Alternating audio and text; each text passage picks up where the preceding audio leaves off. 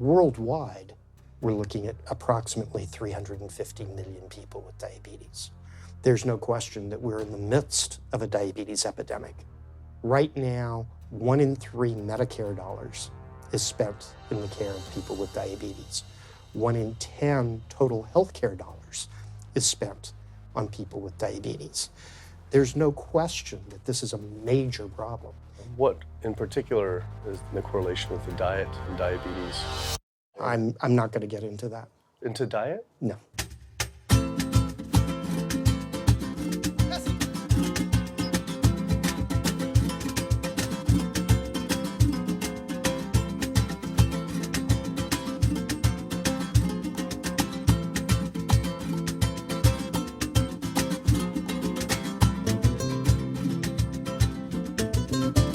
My name's Kip. I'm a filmmaker from San Francisco and I have a confession to make.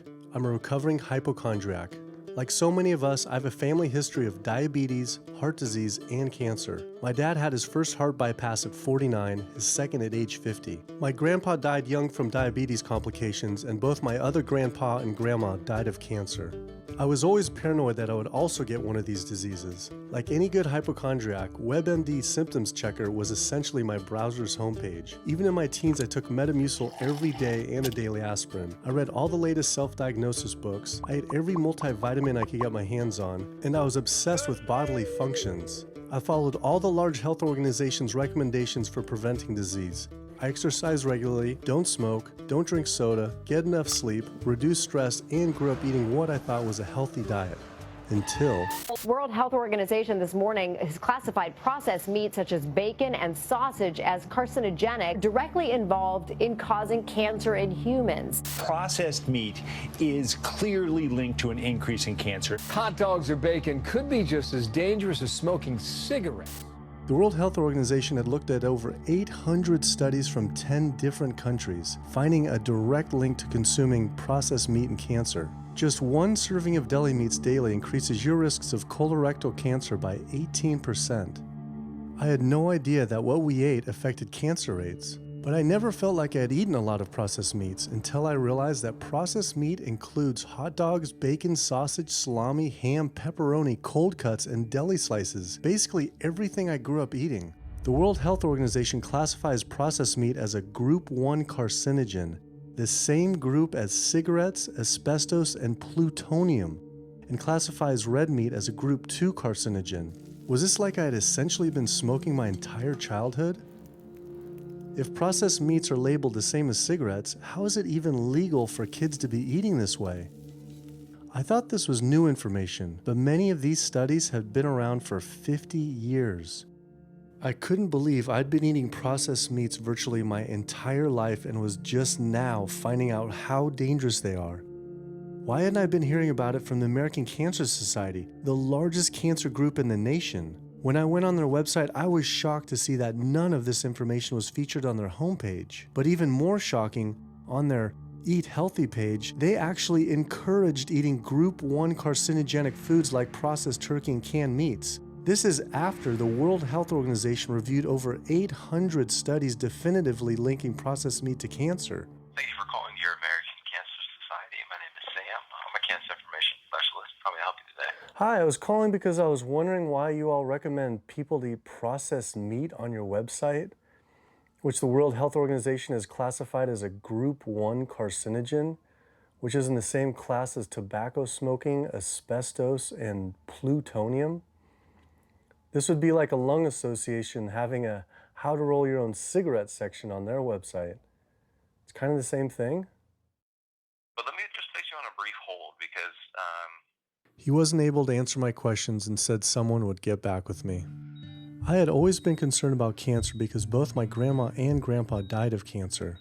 I wondered if things would have been different had they known the link between diet and this terrible disease.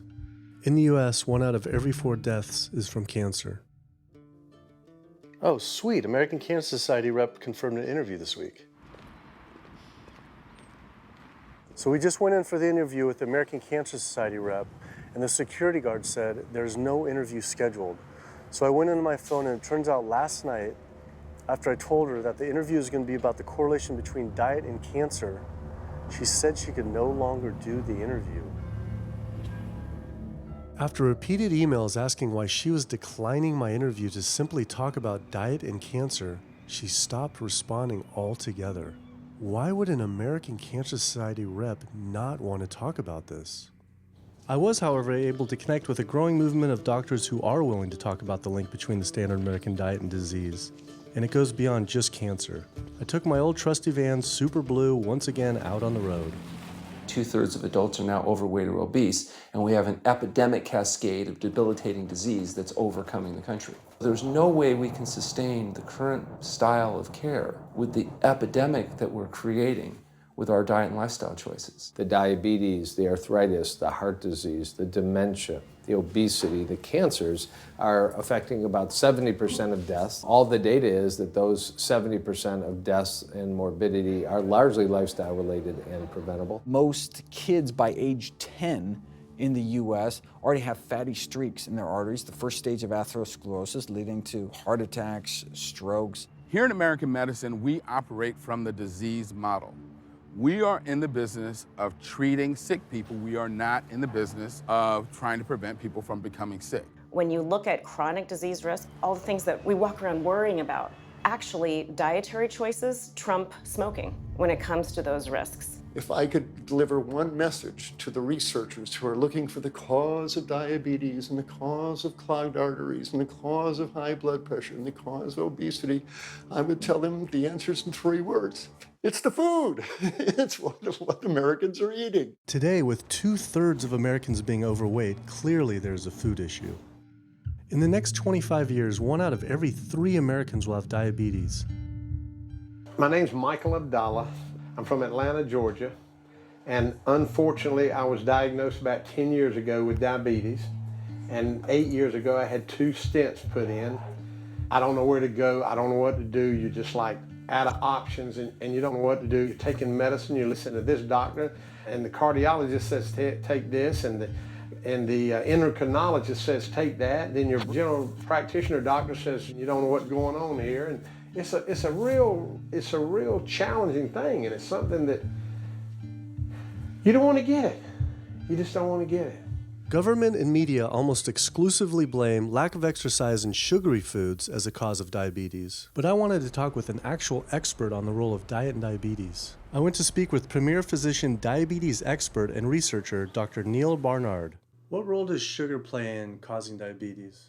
It drives me crazy. Diabetes is not and never was caused by eating a high carbohydrate diet, and it's not caused by eating sugar. The cause of diabetes is a diet that builds up the amount of fat into the blood. I'm talking about a typical meat-based, animal-based diet. You can look into the muscle cells of the human body and you find that they're building up tiny particles of fat that's causing insulin resistance. What that means is the sugar that is naturally from the foods that you're eating can't get into the cells where it belongs. It builds up in the blood, and that's diabetes. I had never heard that meat was associated with causing diabetes. We had always been told that sugar or obesity caused it. Renowned weight loss bariatric surgeon Dr. Garth Davis, though, agreed. Everyone thinks that you get diabetic because of carbs. They did a huge study in that EPIC study, 500,000 people. Carbs consumption was inversely related with diabetes. In other words, the more carbs someone ate, the less diabetes they had. But meat was strongly correlated. Get that aha moment. The starches, the carbs are good for you. They're not bad for you. This idea that carbs make you fat is utterly ridiculous. Carbs cannot make you fat in and of themselves. We have storage in our muscles and in our liver for carbs called glycogen. So when we eat carbs, we either store it or we burn it. Now, eat fat, that goes straight to your fat. Your body can't turn those carbs into fat unless you're really overdoing the calories. Obesity, it's a death sentence. You're at much higher risk of getting cancer. You're almost certainly going to get diabetes. I mean, no one wants to fat shame, and we all want everybody to be comfortable with our bodies, but this movement to be comfortable with our bodies has made us comfortable with being sick, and that's a huge problem. I go into the hospital and I look around me, people on dialysis, all these sick people, and just about every disease in there is because of what people are eating. Here's the thing. If I eat a sugary cookie, The sugar lures you in like the Trojan horse, but waiting inside that cookie is a huge load of butter or shortening, and that's what fattens you up, and that's the part that leads to the diabetes. It's the fatty foods, not really so much the sugar. It's not that sugar is good for you. There's no nutrients in it. It's excess calories. But when you eat sugar, you don't get inflammation right away. When you eat sugar, you're not getting plaques forming in your vessels. When you're eating sugar, your body's going to store most of it as glycogen or burn it as calories. And so this focus on sugar has taken all the focus off meat, dairy, eggs, pork, turkey, chicken. People need to understand, if their child gets diabetes, you've just taken 19 years off their lifespan. We're talking life and death. I realized there was so much more about diet and disease that I hadn't ever learned. It felt as if this information had been practically withheld. Processed meat causes cancer. Sugar doesn't cause diabetes. I had doubt about the claims these doctors were making, so I did some searching on my own. Harvard researchers looked at 9 prospective studies finding that just one serving of processed meat per day increased risk of developing diabetes by 51%. The link between eating meat and developing diabetes became undeniable. But when I went on the leading diabetes organization's website, the American Diabetes Association, not only did they not have this information front and center, they were featuring recipes for red and processed meat.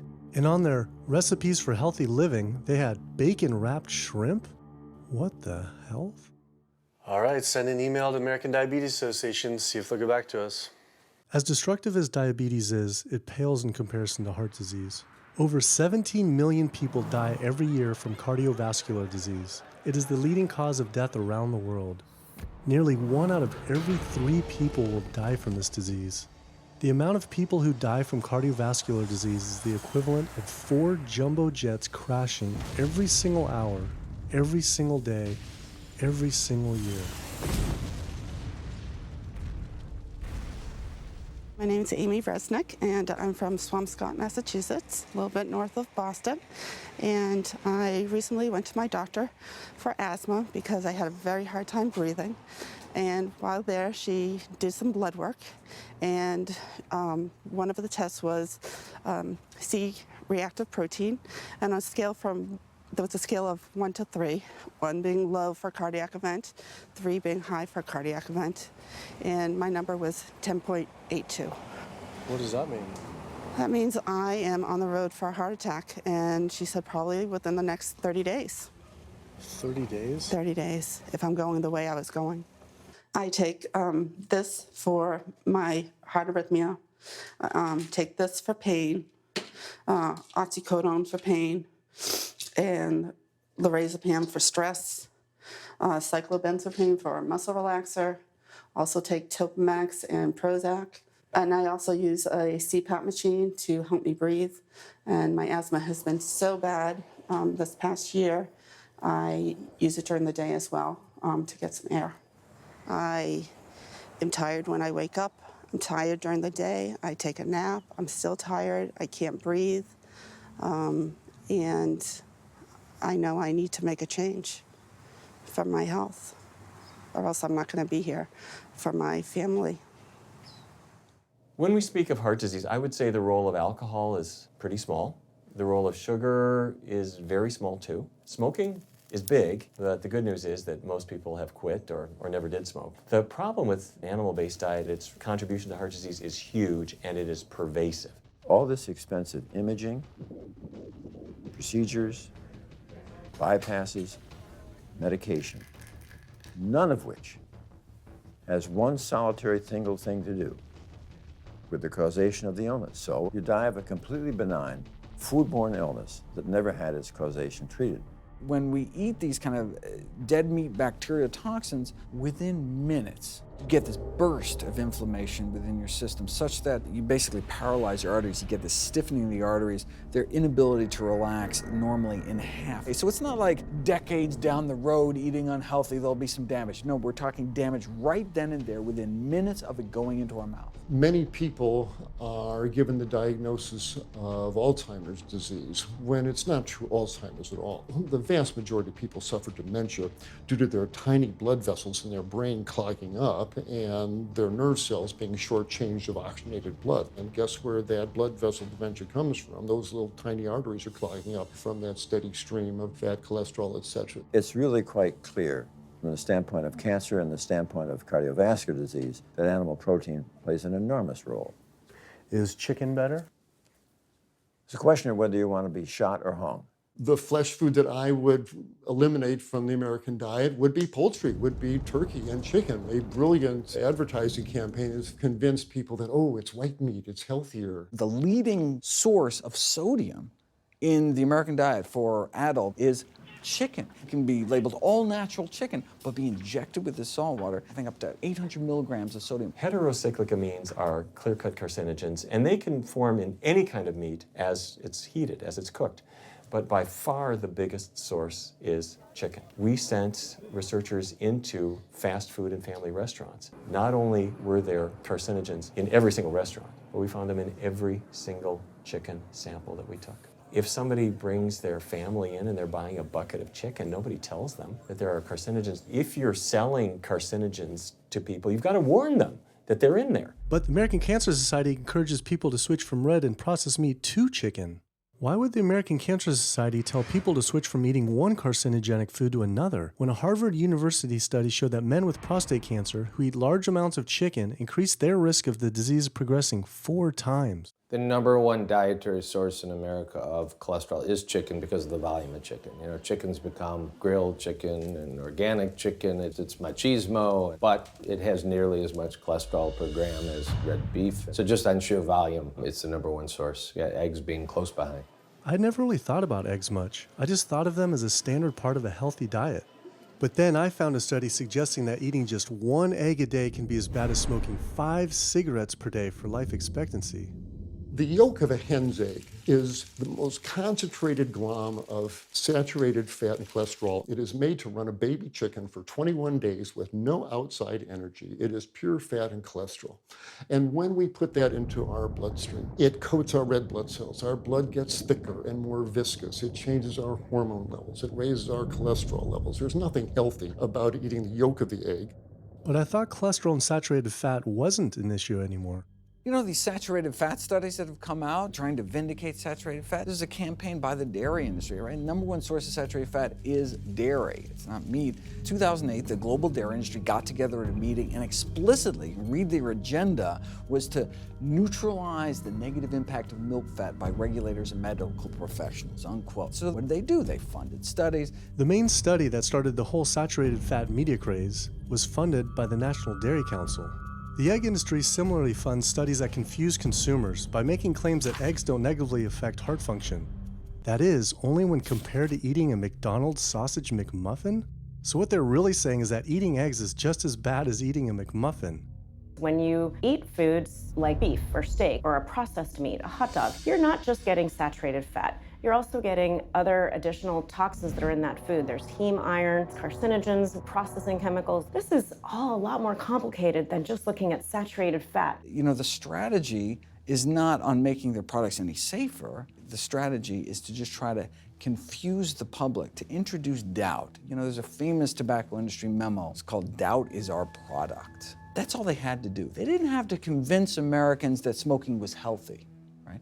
They just had to introduce doubt. Then they would win. If there's just enough controversy, people kind of throw up their hands, I don't know what to eat. Confusion is their game. I really don't think people thought what they ate led to heart disease. They think, oh, it's genetic, my parents had it. And I don't think people really think that what they ate led to diabetes. I think, oh, my parents had it, I was gonna get it. And certainly cancer, they don't think that way.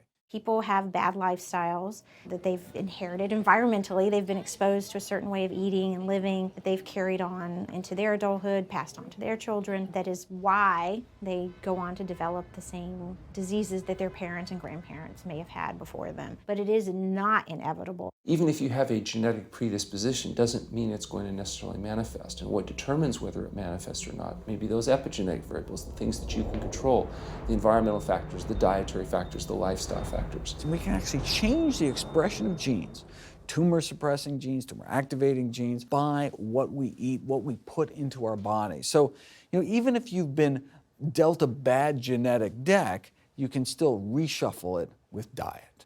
I had always thought that I would develop heart disease at a young age because both my dad and grandpa had heart attacks.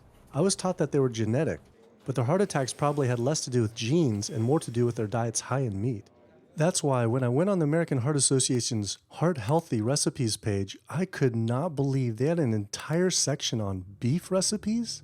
This was just like the American Cancer Society encouraging eating Group 1 carcinogens on their site. Meatloaf, pork loin, steak on your recipe list? Are you kidding me? It's like this menu is trying to give people heart attacks. Your website, we noticed Heart Healthy Recipes, and we were kind of bewildered by why there's a bunch of recipes on, a whole section on beef recipes, and there's also a section on egg recipes when there's such a strong link between beef, red meat, and heart disease. I honestly don't know because I don't do that, I guess. That's not what I do. Another organization rep that wasn't able to answer my questions, but he said that he'd have someone get in touch shortly. I was, however, able to talk to the president of the American College of Cardiology, Dr. Kim Williams. So the American College of Cardiology is a 47,000 member and growing organization with a dedicated mission to reduce heart disease and to improve patients' lives. And if you look at the incidence of hypertension and diabetes and mortality in men, they actually get reduced as you go higher and higher in terms of how much you restrict animal products. What about fish? So fish is a little different. You've got the 4 worries, which is PCBs, mercury, saturated fat, and cholesterol. And the cholesterol is all over the place. You can hit tuna in water, that'll be almost less than a glass of milk, to salmon or tilapia, which is higher than a pork chop. If you look objectively at fish, what you find is they've become essentially mercury sponges. And that's why in many parts of the country they warn you, don't have more than so many of these fish a week because it's getting too much mercury can kill you. Fish are eaten by bigger fish who are eaten by bigger fish, and these pesticides and herbicides bioaccumulate in the fish flesh. And these big fish, including the salmon, which people think is the healthiest fish, truth is the amount of pesticides and herbicides in the flesh of these fish are shocking, and they have estrogenic and cancer-promoting properties in them. They'll say, well, but don't sardines have less concentration of toxic waste product than other ones? Something being less toxic doesn't make it healthy. It just makes it less toxic. Farmed fish is by no means healthier. All the antibiotics that these animals have to be fed, similar to chickens and turkeys kept in confinement. These fish get infections. They get fungal infections, they get bacterial infections. You've got to feed them antifungals, antibiotics, and these substances accumulate in the fish flesh as well. I always knew that pollution was bad for our health, but I had never thought about the environmental pollutants affecting food. Dioxins, being the most toxic man-made chemicals known to science, cause all sorts of things. They cause endometriosis, they cause cancers, they cause endocrine disruption problems. Most of your exposure, 93% of it, comes from eating meat and dairy products because it climbs up in the food chain so effectively. So you can get exposed living near these incinerators and breathing it, but it'll take you 14 years to breathe in as much dioxin as a cow will ingest by eating the grass in one day. And that dioxin will accumulate in its fat, which includes the milk and the meat, and anyone eating meat or dairy products is going to get that dose of dioxin, so it climbs up the food chain every step. Men have no way in their bodies to get rid of dioxins, but women have 2 ways. They're both involving having a baby. One is that dioxin crosses the placenta into the growing infant, and the other is that it comes out from the breast milk. So if you have a meat and dairy consuming mother breastfeeding that infant, then the highest impacts of toxic exposure like mercury and dioxins will go to that infant. Pregnant women are told, oh, certain types of fish should be avoided. But what about all these other animal products which are introducing, imagine as the fetus is developing, introducing these very harmful toxins which create reproductive abnormalities, developmental problems, and hormonal issues right as the child is developing, the most critical stage of development. It does make you worry when people say, don't you want to have a little bit of milk because you're pregnant? Don't you want to have some fish because you're pregnant? Who do you think is going to get the chemicals that are in that? All these environmental toxins and toxins from the feed that they're being fed accumulate in their tissues and are released into the mother. and unfortunately to the child when you eat these products when you're pregnant. So this includes antibiotics, hormones, steroids in animal feed. Commercial animals are largely fed GMO corn and soy, which are very laden in pesticides. PCBs have been banned since the 70s, but they persist in the environment. Dioxins, all of these compounds can create hormonal, reproductive, developmental damage as well.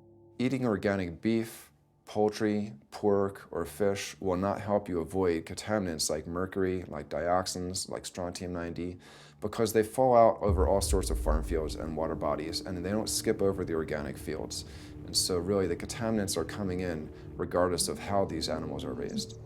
I had always been concerned about the possible health impacts of GMOs, but then found out that most of the world's GMO crops are actually consumed by livestock, with dairy cows consuming the most per animal. This fact, with everything I'd learned about bioaccumulation, made dairy terrifying, especially considering how much cheese I ate in my life. Cheese is an amazing product when you think about it. It's probably one of the single best foods at compromising health that you're going to actually feed to people. Think about it. You've got an animal product, so you've got all the issues of biological concentration. You have a highly processed food product, and not only does it have naturally a lot of saturated fat, but you put a lot of salt into it. There's a strong link between dairy foods and autoimmune diseases, and so that can show itself up as excessive production of mucus and exacerbation of asthma in kids who are prone to that, and even adults. And also there's an association between dairy foods and multiple sclerosis and type 1 diabetes, which is an autoimmune disease, and other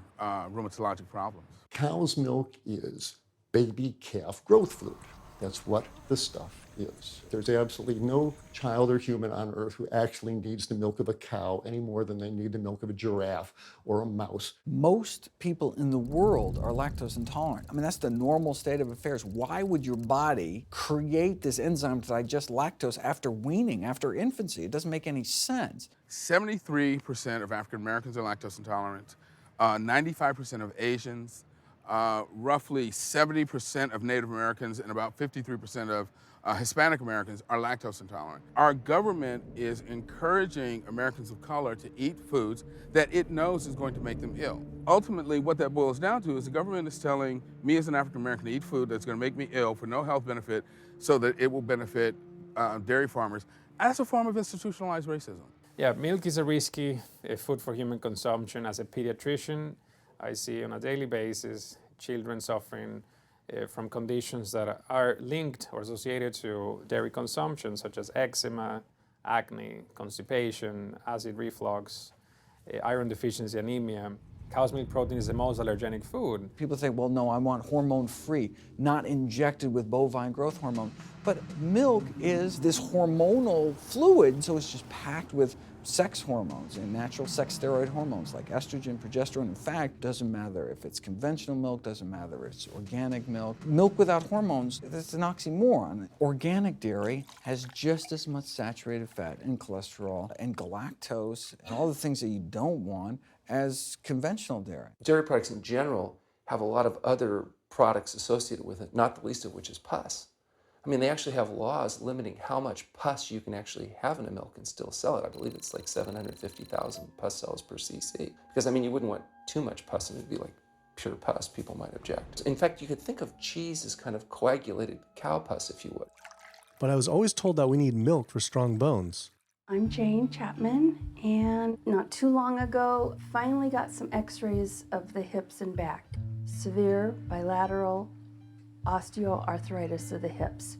And actually, I'm scheduled for 2 hip replacements. That's bone on bone. It's the grinding of the joints. My stability is scary. I hold on to the walls if I'm at home.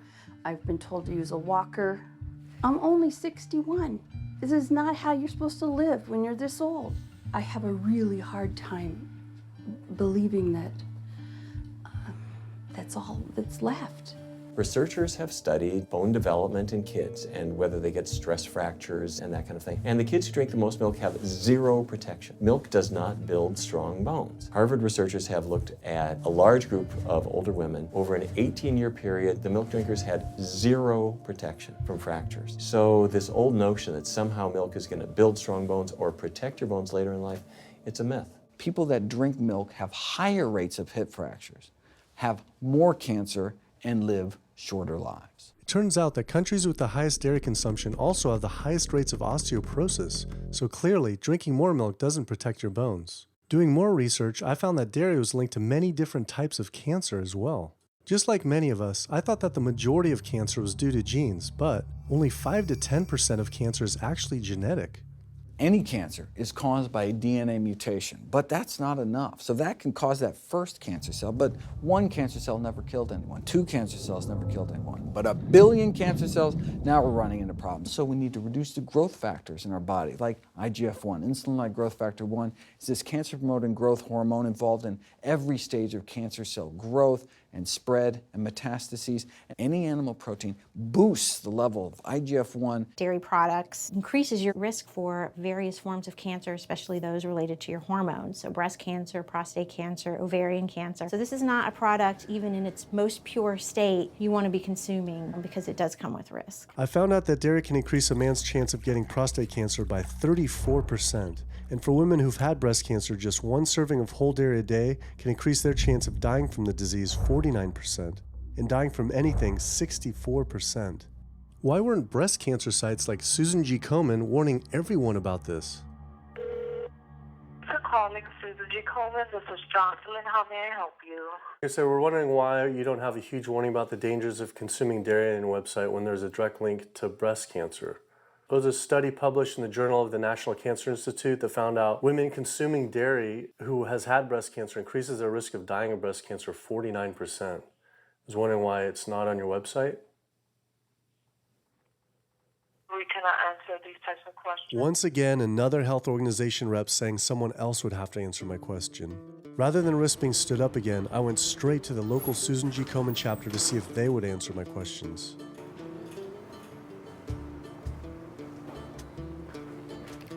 They didn't want to answer my questions in person either, and told us to stop filming, but promised they would connect me to the national office directly.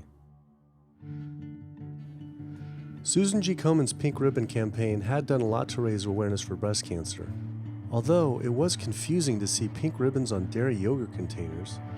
Breast cancer can be prevented with a healthy diet and lifestyle, but we're not. We're talking about pink ribbons and putting all the money into research for the cure. I, for one, know that I would want my daughter, my mother, me, I want to focus on not getting to that point, and that's where I would like to see more energy and effort put. I had been a hardcore cheeseaholic virtually my entire life, despite the risks, but like so many others, I seem to have been addicted to it.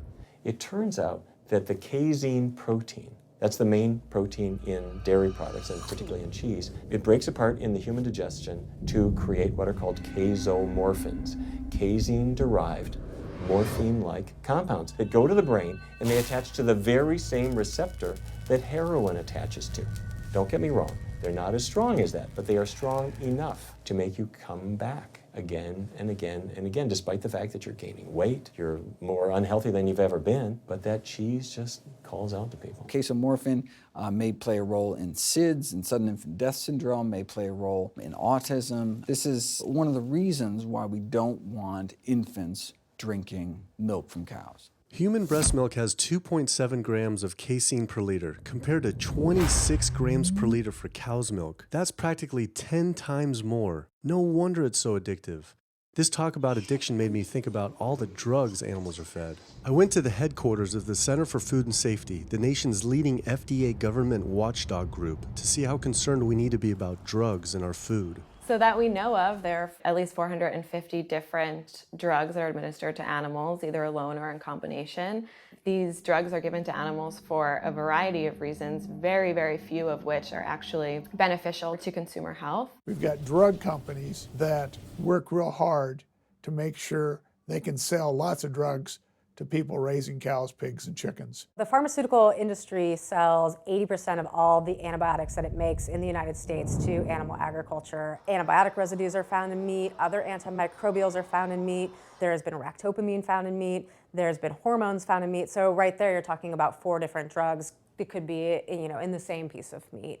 The pharmaceutical company is supposed to show the safety of animal drugs. They're not really testing to see what the impacts of these drugs are on humans. They're really looking to see what the impacts of these drugs are on animals. When we try to get information on some of the health studies and the environmental studies from federal agencies, we get back page after page of blacked out information because the company claimed confidential business information. Consumers have no idea what is in the products that they consume. So how sick something makes me and how bad it pollutes the environment is a secret for a company.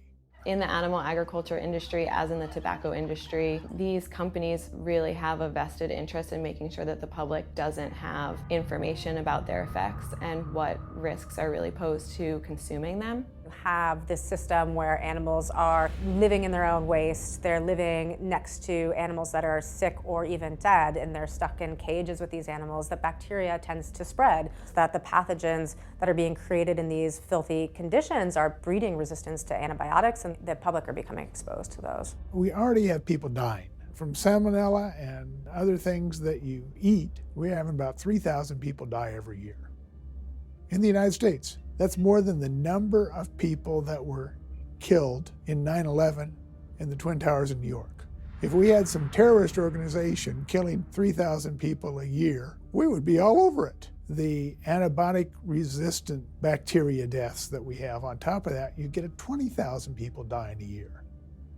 That's 7 9/11s every year. Can you imagine if that many people were being killed by some terrorist group in the United States every year? We would find them.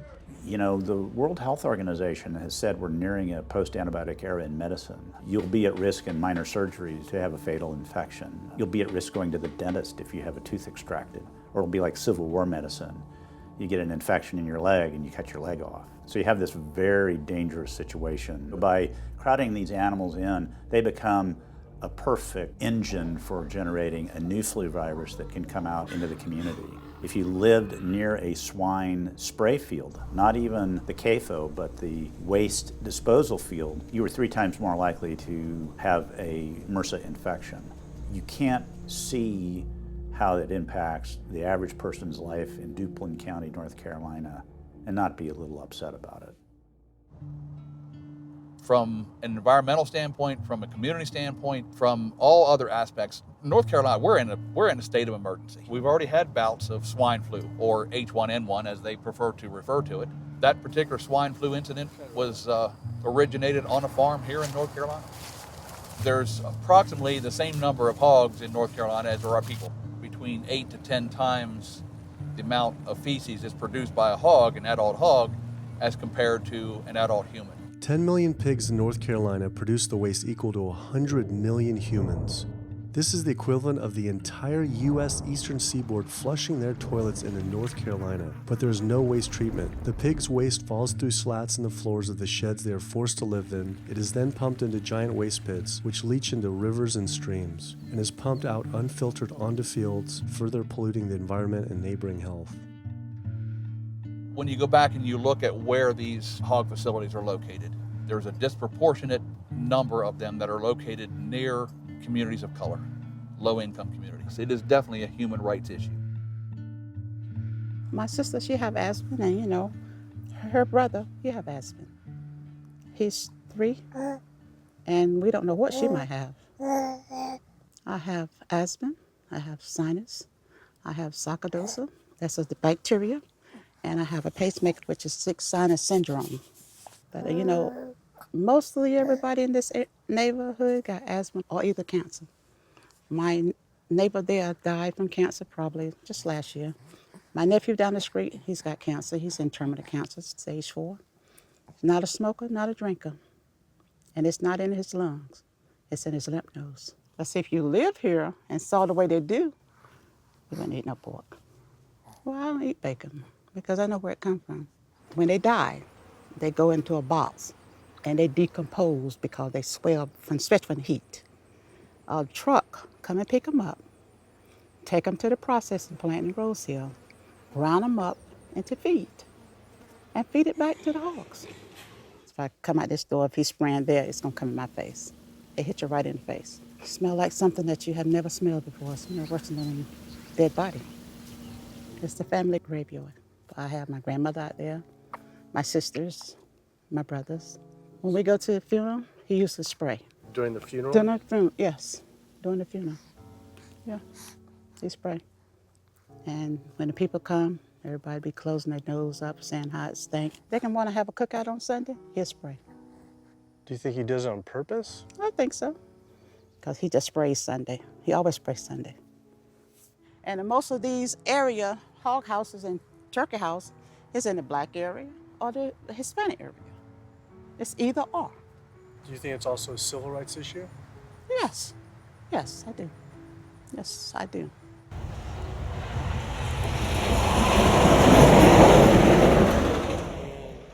There have been times in the past that I have gotten ready on the Sunday, got ready to go to church and come out, and the smell was so strong that I had to go back and regroup because it got in my clothes and I just couldn't go to church smelling like hogs, you know. I just couldn't do it. So I don't think the government cares. They care more about cooperation than do people, individuals. And they're going to keep on. They're going to put more chickens in this state. This is the feast season. You're in capital of the world right here in North Carolina. My state. Look, there's a blue line stream right here come into my property almost, and the Contentment Creek right here. I've seen that blue line stream now filled with feces and urine from that hog pen, and they can say, well, we feed the world. They're not interested in feeding the world. They're interested in making money. You take the money away from them, they'll let the folks starve. Because if you want to feed the world, you can feed the world with more corn, using corn and wheat and stuff like that, and you can meat. Meat is a luxury item. When we are doing things that hurt other people, we're wrong. But a lot of good people will sit there and eat bacon knowing that it's causing someone else to be very unhappy. I woke up the next morning to find the Burden River had experienced another massive fish kill from the pollution running off hog farms. Tens of thousands of fish were washing up on shore. All this talk about health, I realized that I was only focused on personal health. But health started to mean so much more to me. It was about health of my family and our communities. I couldn't under good conscience support an industry that I knew was harming others. Pollution from animal agriculture isn't just an issue in North Carolina, though. Raising animals for food produces more greenhouse gases than the entire transportation sector. It is a leading cause of rainforest destruction, species extinction, ocean dead zones, and freshwater consumption.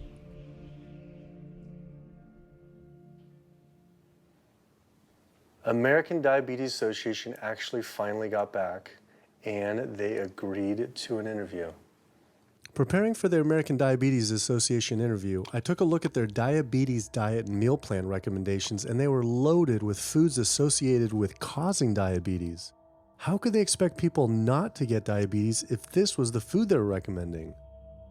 And then, I saw multiple peer-reviewed studies published on the National Institute of Health website showing that a low-fat, plant-based diet was more than twice as powerful at controlling and even reversing diabetes than the ADA recommended diet that included meat and dairy. Well, the mission of the American Diabetes Association is to identify a prevention and a cure for diabetes, but in the meantime, to improve the lives of all people who are affected by diabetes. And what's the best way to prevent this? For type 2 diabetes, it's unclear. We can't prevent type 2 diabetes in everybody.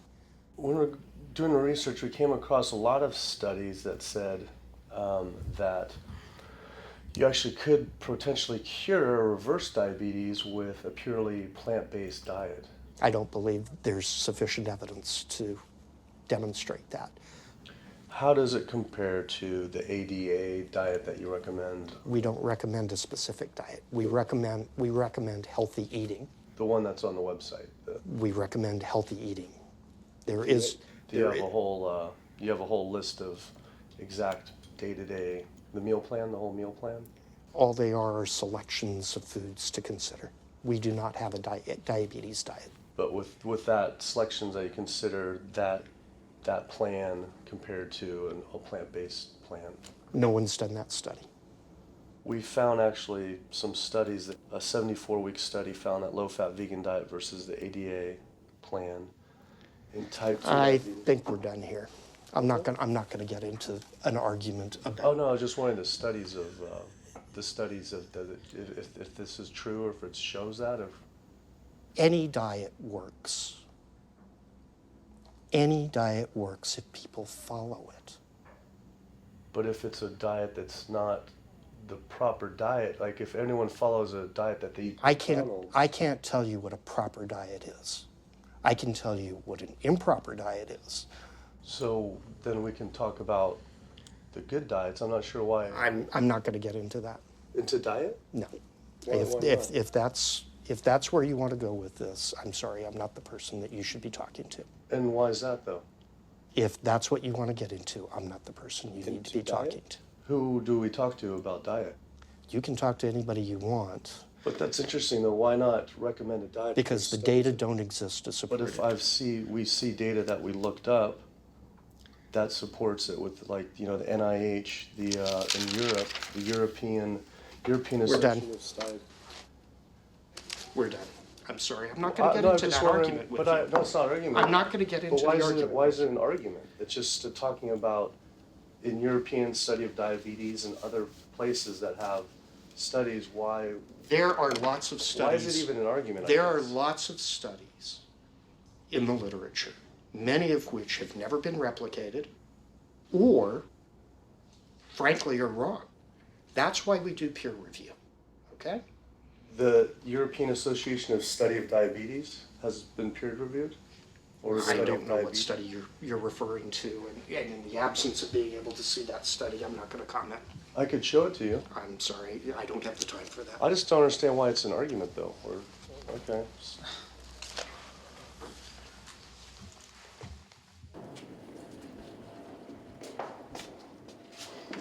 That was interesting. What he wanted to talk about was people living longer with diabetes. But once you mention eliminating diabetes or prevention, oh, whoa, now you cross the line. Prevention and cure, whoa, let's not go there. Not only did Dr. Ratner, the chief medical officer of the American Diabetes Association, not want to talk about diet, but the fact that he had such an emotional reaction to my question made it feel I was digging into something that he didn't want uncovered. I had always thought there was no prevention for type 1 diabetes, but then I did research and came across countless studies referencing the link between exposure to dairy at a young age and type 1 diabetes. I mean, this is a food made for baby cows. Cow milk protein gets into the bloodstream, and the body says, hey, this isn't supposed to be in the bloodstream. It makes antibodies to the cow milk protein, which then attack the pancreas and destroy the pancreas. How is this possible that ADA wouldn't have this forefront on their website? Why wouldn't they be warning all parents about this, even if there were only a slight chance? Why were they recommending people to actually eat these foods linked to diabetes? It seemed all of the large health organizations were encouraging people to eat the very foods linked to the diseases they're supposed to be fighting against. American Heart Association promoting beef, American Cancer Society promoting processed meat, pink ribbons on dairy products, and bacon-wrapped shrimp on American Diabetes Association. And then it all came together. What if?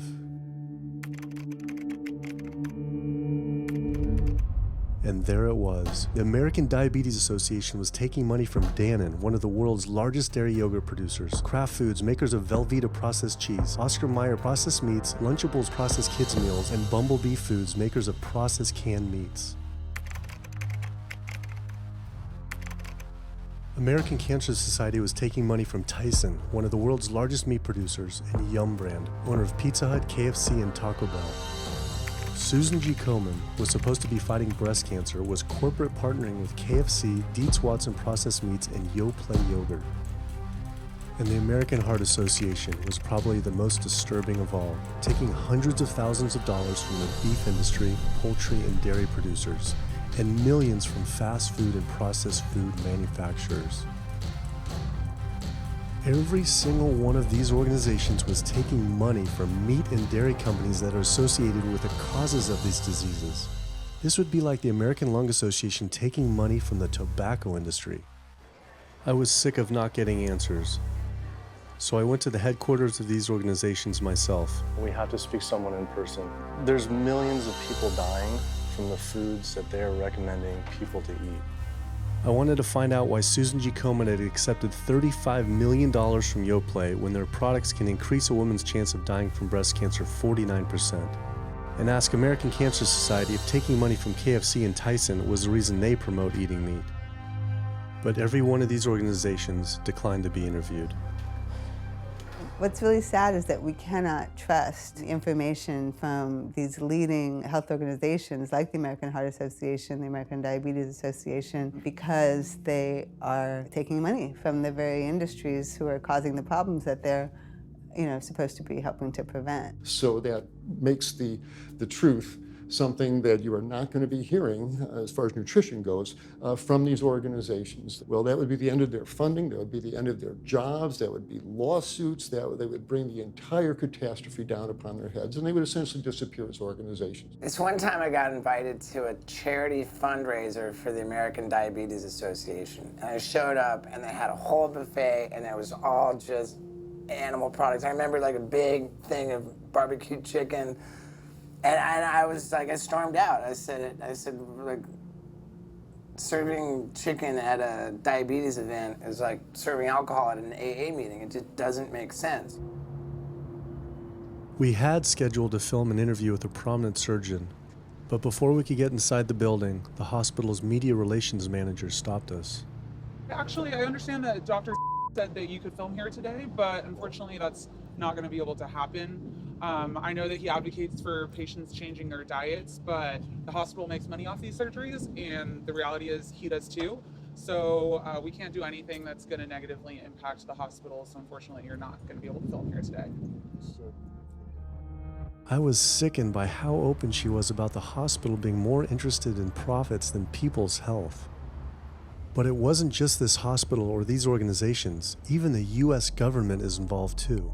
Every 5 years, the US Department of Agriculture creates dietary guidelines for Americans. The committee who writes these guidelines has been made up of individuals who have received money from McDonald's, the National Dairy Council, the American Meat Institute, the National Dairy Board, the National Livestock and Meat Board, the American Egg Board, Dannon, candy and sugar companies, Coca-Cola, and Anheuser, just to name a few, which means we are getting our dietary recommendations from the very industries that are killing us. And when the USDA, makes a pyramid or a power plate every 5 years for the American public, they're going to guarantee that on that plate are going to be foods which, when consumed, will result in millions of Americans perishing. The USDA, which is supposed to be protecting us, has two missions. It's supposed to protect us, and it's supposed to protect the producer. And guess what? When those two come head to head, they usually choose the producer.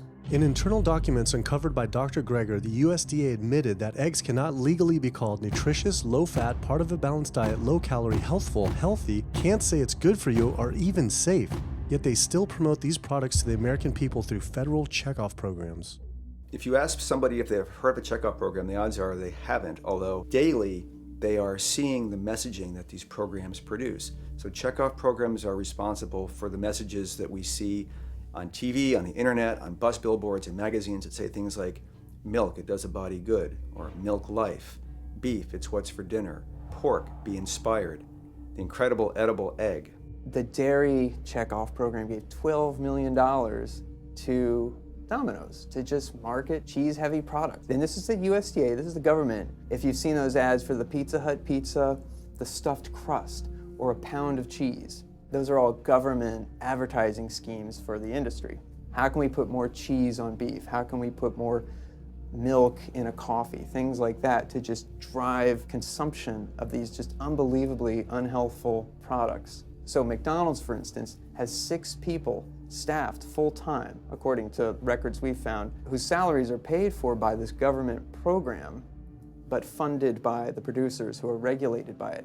And these 6 people sit there at McDonald's headquarters and just come up with ideas. Triple cheese decker McCheese muffin stuffed bacon cheese slider? With extra cheese? Yes. You don't think of it on a day-to-day basis that these are government programs. The Wendy's Bacon Double Cheeseburger, government program. The steak fajita at Dunkin' Donuts, government program. You would just never think that this just pure garbage from a food standpoint is coming from a federally funded program. That's one of the things that makes checkoffs so incredibly creepy, is that it is our government telling us, eat more beef, drink more milk, eat more cheese, eat more pork. One of the very effective ways that the dairy industry promotes its products is to reach children, because kids are impressionable, they're going to be consumers for their entire lives, and you might as well get them while they're young. So dairy spends at least $50 million promoting its products in public schools throughout the country with posters with people with milk mustaches and messages like milk, it does a body good, or milk life. Targeting young people, right? The tobacco industry had to keep replacing their customers who are dying with new customers. The meat industry knows they have to target young people. That's why we have these foods in schools and marketing messages at a younger and younger age for kids to get hooked on all the wrong kinds of foods. So there's all kinds of parallels. School districts where processed meats are all over the place. Maybe it's going to be bacon on the menu, sausage, hot dogs, or pepperoni pizza. Any of those things are processed meats, and those are pretty much the worst of the worst with a direct link to colon cancer. And yet you have every day in the schools meal items with processed meats. If the Surgeon General puts warning labels on tobacco because of their cancer risk, why aren't the same warning labels on meat? Based on the publicly available data, we know they spend at least $557 million promoting their goods through checkoff programs. We know that they spend at least $138 million lobbying Congress. We expect that they spend a good deal more than that in figures that simply aren't publicly disclosed. The industry's lobbying power is so strong that they can create laws and push through legislation that doesn't benefit Americans in any way, such as ag-gag laws that criminalize whistleblowing or photographing abuses by this industry. Activists in the U.S. can be charged as terrorists for disrupting the profits of any business that uses animals under the Animal Enterprise Terrorism Act, to the even more ridiculous ones like cheeseburger laws. A cheeseburger law is a law that says a plaintiff cannot recover against a manufacturer, distributor, or retailer on the theory that the food made the plaintiff obese or caused an obesity-related disease. Cheeseburger laws are a direct response to a problem that the tobacco industry has had. Big Tobacco has paid $400 billion to state Medicaid programs. Cheeseburger laws proponents say, we don't want to see the same kind of thing happen to the meat and dairy industries. The fact that these laws are based on a model template called the Common Sense Consumption Act is actually ironic, because what they're saying is, you, the consumer, should have the common sense to know that our food is bad for you. I've often typified the meat industry to people who maybe don't understand its power and reach, as it's got all the money of big tobacco and big pharma, and it has the personality of the National Rifle Association. So any little thing that comes up, man, they beat it to death. Robert Martin wasn't exaggerating. When the profits of the egg industry were threatened by egg alternative company Hampton Creek Foods, extremely disturbing emails were uncovered by Ryan Shapiro and Jeffrey Light. We uncovered documents demonstrating the American Egg Board considers Hampton Creek, quote, a crisis and major threat to the future of the American egg industry. The American Egg Board considers a successful egg replacer company to be such a threat that they joke on their government email addresses about murdering the CEO.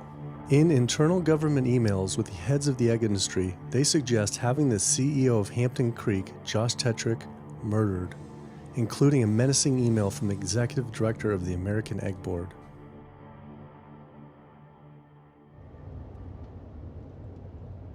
The meat producers don't have to pay for the heart disease or the environmental destruction or any of the other externalities, as economists call them, that their products cause. You know, then there's the whole pharmaceutical aspect of it, and the fact that there's a very strong pharmaceutical industry and lobby that has a huge stake in preserving the status quo. And these chronic diseases, these are the cash cows of the pharmaceutical industry. You have a $5 billion Stent industry, do they ever want to see that go away? We've got a $35 billion statin drug industry. Do they ever want to see that go away? I'm talking about the pharmaceutical industry effectively controls what doctors are told. Most research isn't put into prevention, it's put into the medication that we might use for that particular disease.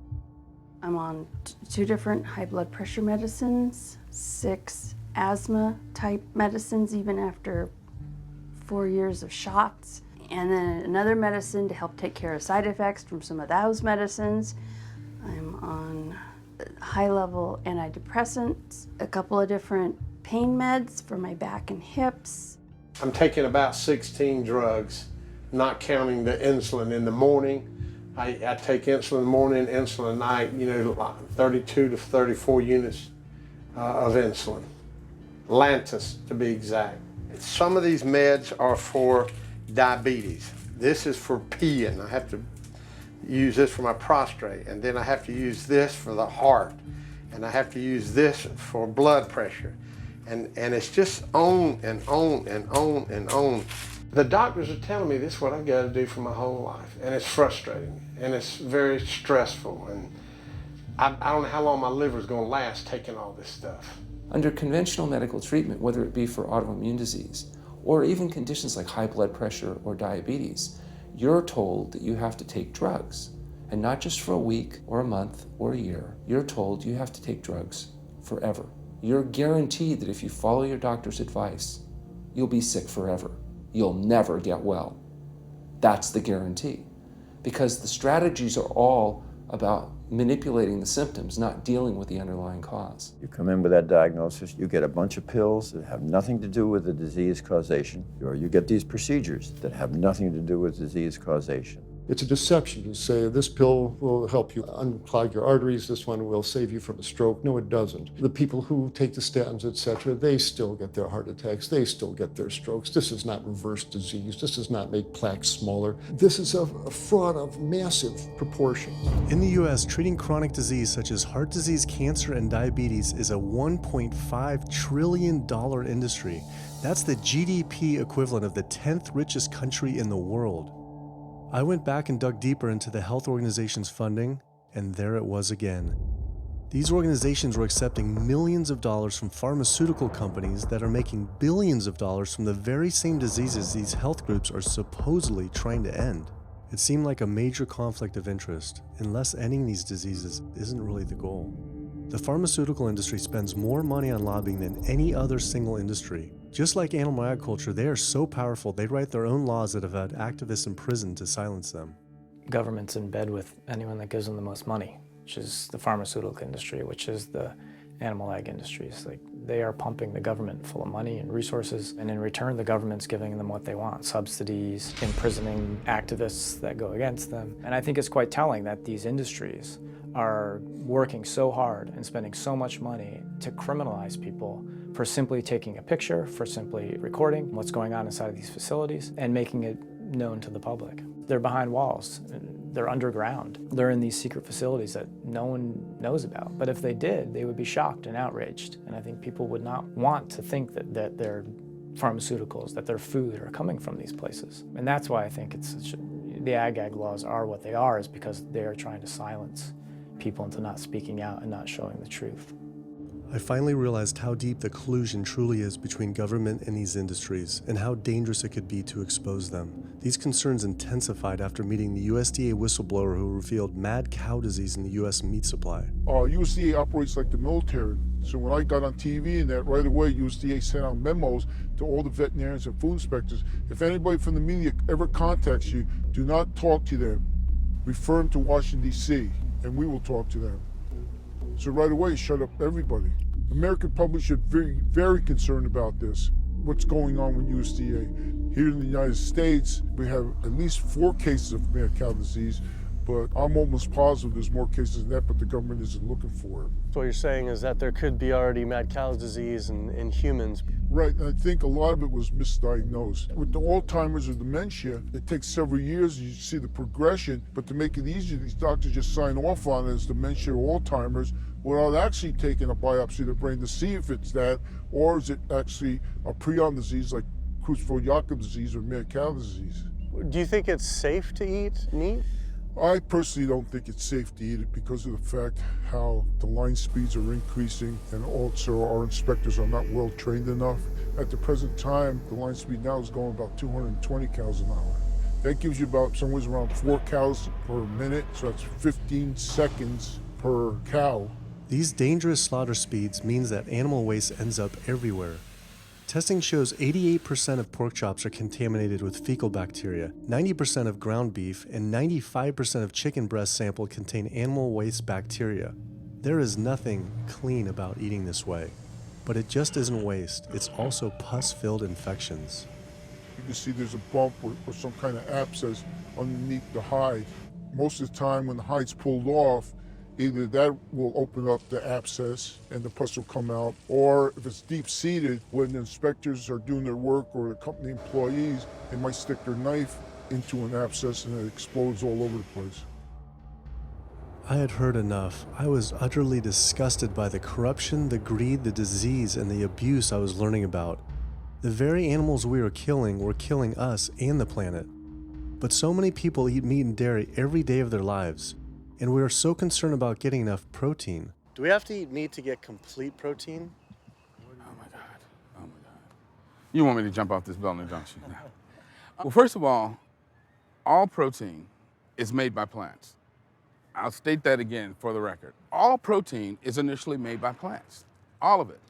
And it is not necessary to eat animal tissue in order to get protein. Only plants have the ability to actually take nitrogen from the air, break those molecules apart, and incorporate that nitrogen into amino acids and then make protein. Any protein you get from an animal is simply recycled plant protein. If you ate a diet that was calorically adequate, and even things like brown rice and broccoli, and you got enough of it, you'd get enough both quantity and quality of protein. 2,000 calories of brown rice and broccoli is going to be about 80 grams of protein a day, including the essential amino acids that you need in order to maintain optimum health. I mean, grains are loaded with protein. Beans are loaded with protein. Vegetables are loaded with protein. You really want to get your protein from plants because plant proteins have a much more beneficial effect on our physiology. The funny thing about protein is most Americans get about twice the amount they need. Most Americans get less than half the amount of fiber they need. But the conversation tends to always be about protein. So in my mind, it's just this magical marketing campaign that protein has taken on over the decades. The question is not where do you get your protein, it's where do you get your fiber? I have never in my professional career seen a protein deficiency. I've never seen someone come in eating normal amounts of calories and they're protein deficient. You just don't see that. So human milk has the lowest protein content ever in any species ever tested. I mean, that's the fluid that's been designed by evolution over millions of years. And so it's like the perfect food for human babies, right? Perfect food, lowest protein content any other mammal. And so it gives a sense of kind of protein requirements for anything. So look, then rat milk, ape milk, donkey milk, any milk has ever been tested. And you hear this a lot in bodybuilders. They're like, well, I need, chicken, or I need fish to be, to be strong, to build muscle tissue. That is utter nonsense. The largest, strongest terrestrial animals on the planet are all herbivores. The biggest, strongest animals are all herbivores. When we bring in people and they're on meaty diets and we transition them to a plant-based diet, we always track what they're eating. Their vitamin intake goes up. Their nutrition overall goes up, dramatically better. And these same people might worry in advance, will I get the nutrition that I need on a plant-based diet? The fact is, you're not getting the nutrition you need on a meat-based diet, and you're going to get dramatically better nutrition on a plant-based diet. For an average-sized guy like myself, I need about 56 grams of protein a day. That's optimum. Probably I really need 30 to 40 grams a day. Diets that are really high in these protein create diabetes, create heart disease, create cancer, create the diseases that I'm treating on a daily basis. But this is the opposite of what all the high-protein diet fads say. The food you eat determines the bacteria that live in your gut. While you eat animal flesh every day, you are summoning up bacteria that eat carnitine. And those bacteria will turn that carnitine into a molecule called trimethylamine. Your liver then turns that into trimethylamine oxide. That's a molecule from hell. That molecule drives cholesterol into the artery walls. And the people who are consuming this flesh-based diet are contributing to plaque building up. They may lose weight on this diet, and that's good. But what's happening inside your arteries, paleo friends? What's happening is that plaque is building up, and these are the folks who drop dead at the gym at 39. Boy, he was lean and he looked really good. But where is that cholesterol going? It's going into your artery walls. So I believe these paleo folks are setting themselves up for an epidemic of clogged arteries, colon cancers, autoimmune diseases. This is not a healthy diet. We are not carnivorous apes. Humans' closest living relatives are chimps, who get 97% of their calories from plants and the remaining 3% mostly from insects. Comparing the anatomy of true omnivores like bears, who eat both meat and plants, to frugivores like primates, who eat almost exclusively plants, the differences are pretty clear. Frugivore teeth have flat molars for chewing plants, where omnivore teeth are serrated for stabbing and tearing flesh.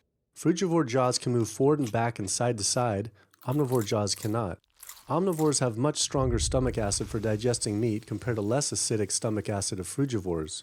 The intestines of frugivores is 9 times their body length compared to 3 times for omnivores. This is because meat will putrefy in the gut unless it is moved through quickly. If humans were indeed true omnivores, we would need to change our physiology and appearance quite a lot.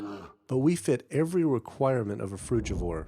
We may behave like omnivores, but anatomically, we're frugivores. Human beings, unlike bears and raccoons, and to some extent dogs, don't have that mixed anatomy and physiology that you see in the true omnivores, and thus we are not true omnivores. In humans, the canines have become really small and rounded and actually function like accessory incisors.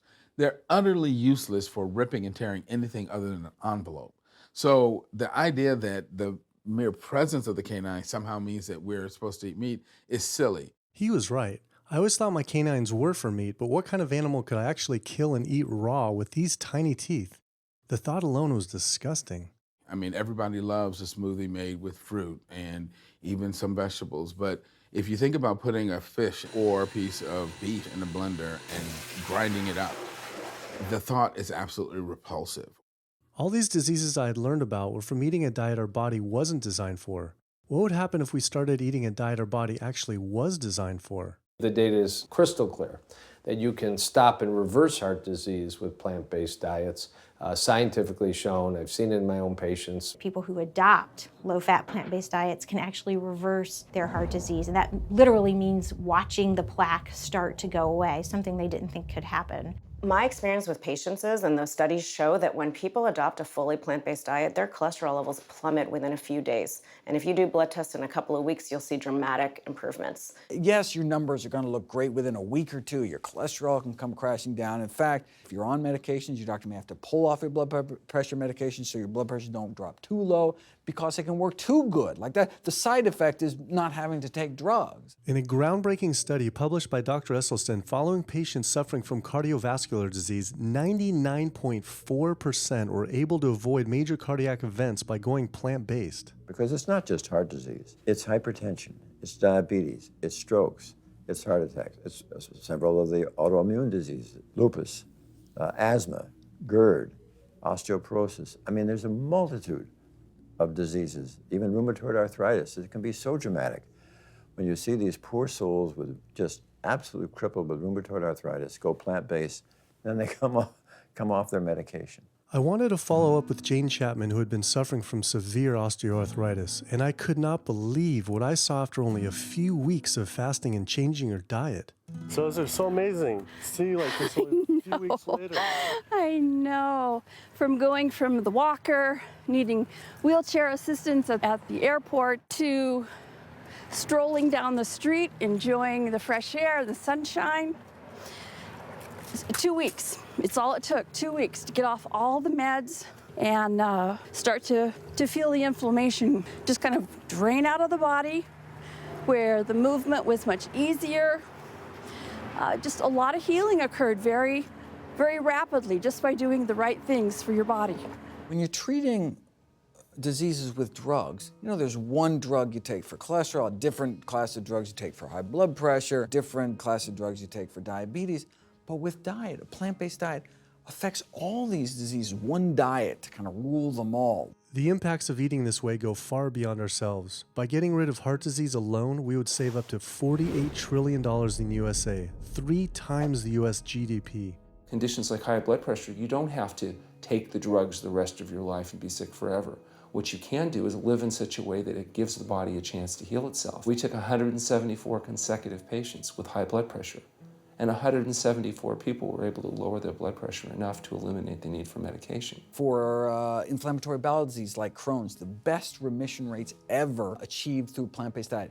MS, multiple sclerosis, the best results ever achieved compared to any medical, surgical, any kind of intervention was a plant-based diet. You can see that with every sequential reduction in animal products, people live longer, they have less heart disease, they have less cancer, they have less diabetes. You can actually take human cancer cells and put them in a petri dish, and you can drip the blood of those eating vegan, get about 72% suppression in human prostate cancer cell growth in vitro. They wanted to try this again with women and breast cancer. So they said, let's see what a plant-based diet can do. After just 2 weeks, their body's cleaned up. You drop their blood on the same carpet of cancer cells. You can clear off the whole plate. This is after just 2 weeks eating healthy, which raises the question, what kind of blood do we want in our bodies? My background is in industrial and systems engineering, and that was my career path for a long time until I got thyroid cancer. And everything changed from there.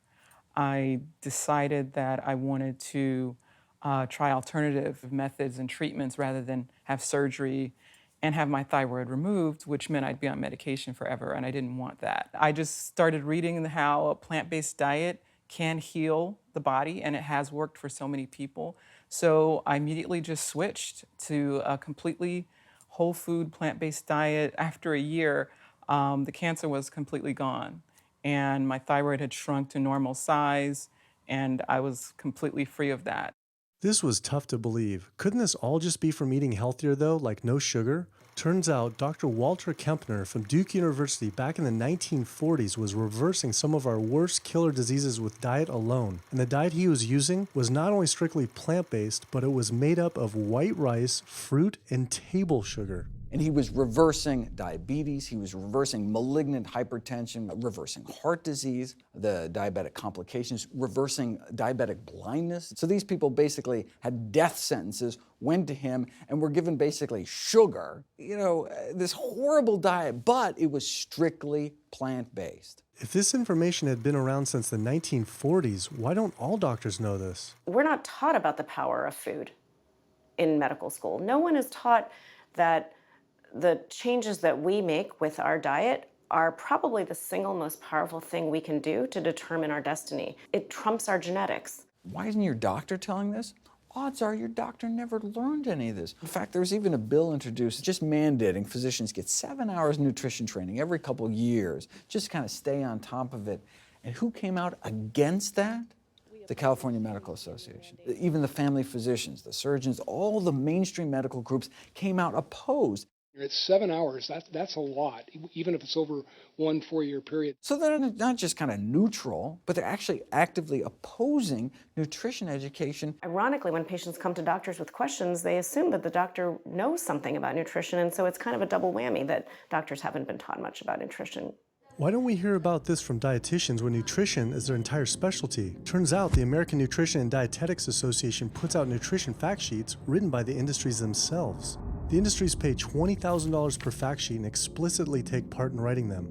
So you can learn about eggs from the egg industry, and you can learn about lamb from the lamb industry. This would be like learning about the benefits of smoking from the tobacco industry. When people are eating meat, I think of it as a bit like smoking. It's sort of Russian roulette. You may not get diabetes, but your chances of getting diabetes, about 1 in 3. You may not get cancer, but your chances, if you're a man, about 1 in 2. A woman, 1 in 3. Your chances of gaining weight, 2 out of 3. It's not all diet, but most of it is. The best thing that you can do to make sure that you empty all those bullets out of the chamber and you're not taking risks with your health is to get the animal products out of your diet and eat healthy foods. I came to True North to help me with my asthma and to lose a little weight, and it's amazing. Just in 2 weeks of changing my diet, Don't have to take any asthma medication, no antidepressants, no pain medication, no heart medication, nothing. No medications at all. And it's just incredible. I was taking Oxy and Advil, and I was taking 800 milligrams of Motrin 3 times a day just to get through the day because I was in so much pain. And now, nothing. Wow. Nothing at all. 2 weeks. 2 weeks, So you're 14 taking days. All that medication, you're completely off. Completely off everything. It's just been so frustrating to me because I went to so many different doctors for help, and I tried so many different medications to help me with my asthma, and nothing helped, and I was stuck on the couch for the last 10 months, unable to breathe. And now in 2 weeks' time, 14 days, I'm off my medication, and I can breathe, and I feel good, and I can walk. My life has changed, and it only took 2 weeks of a whole plant-based diet. That's incredible. Yeah. That is incredible. It really is. That's amazing. It really is. I feel so blessed and so good and just so happy to be doing this, and I'm hoping that I can be a role model for other people and not be pushy about it, because everyone's going to do it in their own time. But thank God my time is now. Thanks. Thanks. As powerful as Amy's story was, I knew for some, eating 100% plant-based would still seem extreme. I think there's this sense that everything's okay in moderation, right? But we haven't seen that moderation works. There really isn't a study that shows that by eating meat and eggs in moderation, you can actually turn your heart disease around and get better. But I know people who've given up meat and they felt sick. Yeah, it's unlikely that anybody's symptoms are caused by a dead, decaying flesh deficiency. The lack of highly processed animal food products in the diet is not going to be associated with the causal factor about why they're sick. There is going to be a reason why they're not feeling well, but that's not going to be one of them. So I've had people go vegan, and they come back to me, and they're like, I'm hypothyroid, and my doctor says I'm hypothyroid because plant-based diet makes you hypothyroid. I'm like, so what does your doctor tell all his meat eaters that are hypothyroid? Boy, what's an animal flesh or dairy that you can't get in plant-based?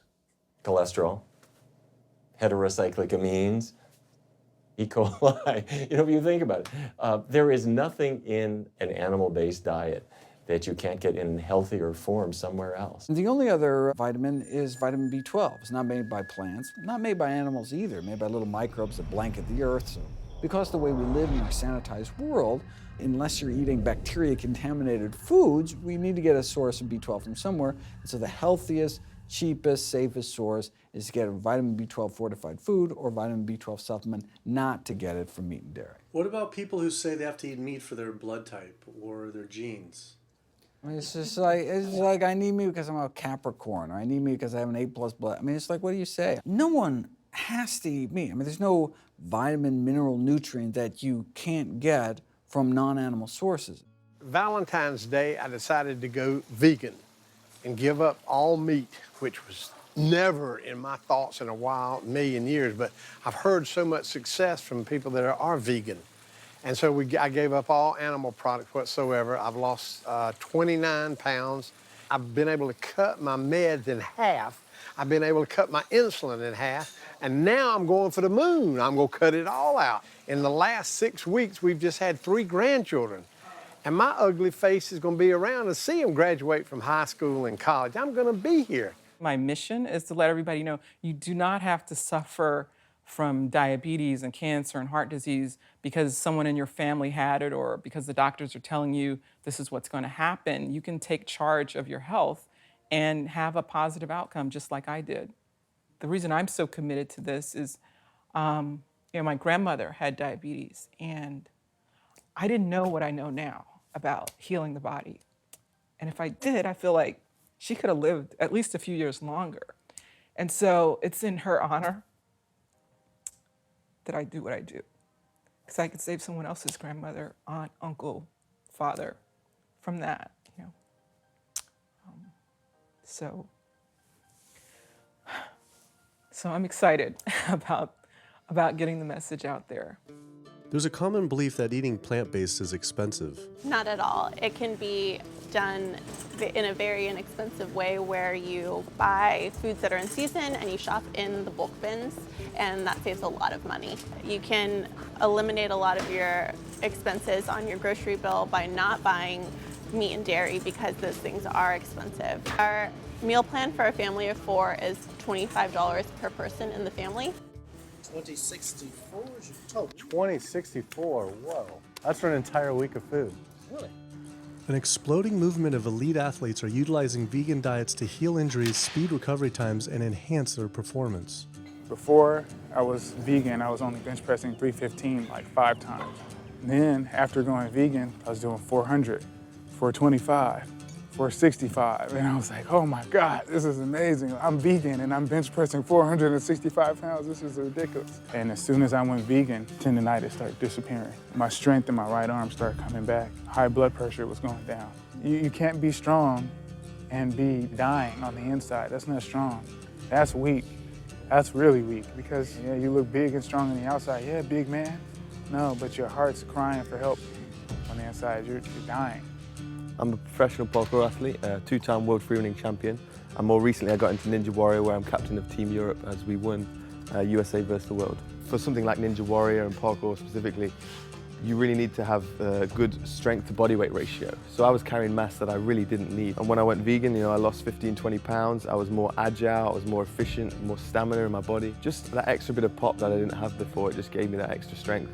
So this is a very vibrant way to live. It can enhance you as an athlete. For me, 100% better athlete than I was before. It unlocked a whole new chapter of my training. The science is there, the health is there, the athletes are there proving that you don't need to eat dead animals to be strong, to be healthy.